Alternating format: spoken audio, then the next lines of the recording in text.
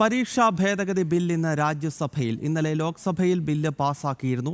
പാർലമെന്റിന്റെ ഇരുസഭകളും ഇന്നും പ്രക്ഷുബ്ധമാകാനാണ് സാധ്യത. രാഷ്ട്രീയ നേട്ടത്തിനായാണ് പ്രതിപക്ഷം സഭാ നടപടികൾ തുടർച്ചയായി തടസ്സപ്പെടുത്തുന്നത് എന്ന വിമർശനം ശക്തമാണ്. എസ് നന്ദഗോപനാണ് വിശദാംശങ്ങൾ നൽകുക. നന്ദൻ, ഇന്നിപ്പോൾ രാജ്യസഭയിലേക്ക് സുപ്രധാന ബില്ലെത്തുമ്പോൾ അവിടെയും ബഹളമുണ്ടാക്കി സഭാ നടപടികൾ അലങ്കോലപ്പെടുത്താനാണോ ഇന്ത്യ സഖ്യത്തിന്റെ തീരുമാനം?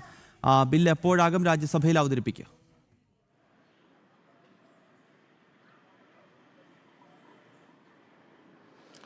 ഗൗതം, പൊതുപരീക്ഷയുടെ ചോദ്യപേപ്പർ ചോർത്തവർക്ക് 10 വർഷം കഠിന തടവും അതേപോലെ തന്നെ 10 കോടി രൂപ പിഴയും വിഭാവനം ചെയ്യുന്ന പരീക്ഷാ ഭേദഗതി ബിൽ കഴിഞ്ഞ ദിവസം ലോക്സഭയിൽ പാസാക്കിയിരുന്നു. ശബ്ദ വോട്ടോടുകൂടിയാണ് ലോക്സഭയിൽ ബില്ല് പാസാക്കിയത്. ഇന്നിപ്പോൾ രാജ്യസഭയിലും ആ ബില്ല് എത്തുകയാണ്. പ്രതിപക്ഷം എത്രമാത്രം ഈ ബില്ലിന്മേൽ അല്ലെങ്കിൽ ഈ ബില്ലിന്മേൽ ചർച്ച നടത്താൻ സഹകരിക്കുമെന്നുള്ളത് കാത്തിരുന്ന് കാണേണ്ടതാണ്. കഴിഞ്ഞ 20-ാം തീയതി സഭാ നടപടികൾ മൺസൂൺ കാല സമ്മേളനം ആരംഭിച്ചപ്പോൾ മുതൽ തന്നെ അകാരണമായി സഭ തടസ്സപ്പെടുത്തുന്ന നിലപാടാണ് പ്രതിപക്ഷം സ്വീകരിക്കുന്നത്. കഴിഞ്ഞ ദിവസം ഈ ബില്ലുമായി ബന്ധപ്പെട്ടുള്ള ചർച്ച ലോക്സഭയിൽ വന്നപ്പോഴും അതിനെ തടസ്സപ്പെടുത്താനായിരുന്നു പ്രതിപക്ഷ ശ്രമം ഉണ്ടായത്. പ്രതിപക്ഷം ഇപ്പോൾ ചൂണ്ടിക്കാണിക്കുന്നത് ഈ CJPയുടെ ഒരു സമരം ജന്തർ മന്ദിറിൽ നടന്നിരുന്നു. അതിന്മേൽ പോലീസ് എടുത്ത നടപടികൾ ഈ സഭ നിർത്തിവെച്ച് ചർച്ച ചെയ്യണമെന്നുള്ളതാണ് പ്രധാനമായും പ്രതിപക്ഷം ഉന്നയിക്കുന്നത്. ഇത് ചൂണ്ടിക്കാണിച്ചുകൊണ്ടാണ് പ്രതിപക്ഷം സഭ അകാരണമായി തടസ്സപ്പെടുത്തുന്നത്. അതേപോലെ തന്നെ രാജ്യസഭയിൽ സ്വാഭാവികമായും ഈ ലോക്സഭയുടെ അതേ പ്രകമ്പനം രാജ്യസഭയിലും ഉണ്ടാകാറുണ്ട്. രാജ്യസഭയിലും സഭാ നടപടികൾ തടസ്സപ്പെടുത്തുകയാണ് പ്രതിപക്ഷ രീതി എന്നുള്ളത്. ഇന്നിപ്പോൾ രാജ്യസഭയിൽ ഈ പരീക്ഷാ ഭേദഗതി ബില്ല് വരുമ്പോൾ അതിന്മേൽ ചർച്ചയ്ക്ക് പ്രതിപക്ഷം തയ്യാറാകുമോ എന്നുള്ളതാണ് ഏവരും ഉറ്റുനോക്കുന്നത്.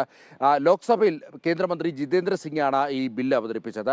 അതേപോലെ തന്നെ രാജ്യസഭയിൽ നേരത്തെ അവതരിപ്പിച്ച വന്ദേ മാതരം ബിൽ, അതായത് prevention of insult to national honour 1971 ബില്ലാണ്. അതൊരു പക്ഷേ ഇന്നിപ്പോൾ ലോക്സഭയിൽ ചർച്ചയ്ക്ക് വരുവാനുള്ള സാധ്യതയാണ് നിലനിൽക്കുന്നത്. നിത്യാനന്ദ റായ് കേന്ദ്ര ആഭ്യന്തര സഹമന്ത്രിയാണ് രാജ്യസഭയിൽ ആ ബില്ല് അവതരിപ്പിച്ചത്.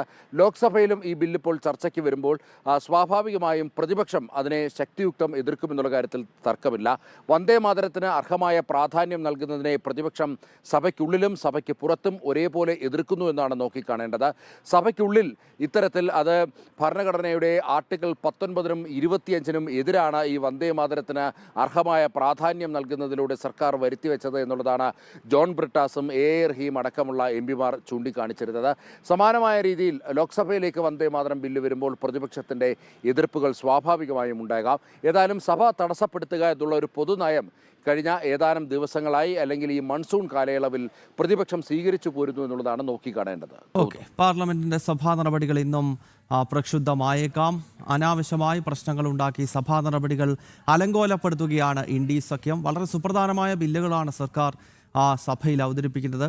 ഈ നീറ്റ് ചോദ്യപേപ്പർ ചോർച്ചയ്ക്ക് ശേഷം അത്തരം ഏതെങ്കിലും രീതിയിൽ പരീക്ഷാ ക്രമക്കേടുകൾ ഉണ്ടായിക്കഴിഞ്ഞാൽ അതിന് തക്കതായ ശിക്ഷ 10 വർഷം വരെ കഠിന തടവും 10 കോടിയോളം രൂപ നഷ്ടപരിഹാരവും നൽകേണ്ടതായ അത്തരം വ്യവസ്ഥയുള്ള ബില്ലാണ്. ആ ബില്ല് അവതരിപ്പിക്കുന്ന വേളയിൽ പോലും അനാവശ്യമായ പ്രശ്നങ്ങൾ സൃഷ്ടിക്കുന്നു എന്നതാണ് ശ്രദ്ധേയം. എസ് നന്ദഗോപനാണ് വിശദാംശങ്ങൾ നൽകിയത്.